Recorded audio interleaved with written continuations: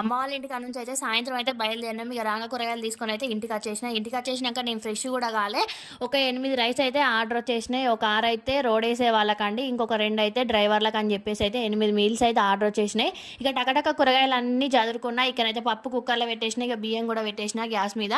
ఈ టెసర్ వచ్చే అంతసేపు అయితే ఆ పప్పు కూడా ఉడికిపోయింది. చక్కగా అన్నం పంపేసిన. తర్వాతనైతే మళ్ళీ ఏం కూర చేద్దామని చెప్పేసి కూరగాయలు ఉంటే రేపటి నుంచి వండొచ్చు అని చెప్పేసి ఇక టకటకనైతే ఆలుగడ్డ ఫ్రై అయితే తొందర అవుతుంది అని చెప్పేసి ఆలుగడ్డ ఫ్రై అయితే పెట్టిన. ఇక్కడైతే కందిపప్పు అయితే చింతపులుసు పోసి ఇట్లనైతే పలచగానైతే చేసిన. అదే కంచుట్లో మళ్ళనైతే ఆలుగడ్డ ఫ్రై కూడా పెట్టేసిన. ఇక టకటక వాళ్ళకైతే డబ్బాలలో పెట్టేసిన.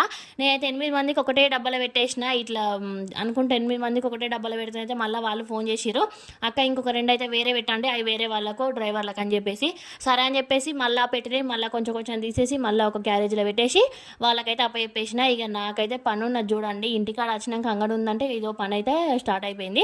ఓకేనా, మీరైతే లైక్ చేసి వెళ్ళండి.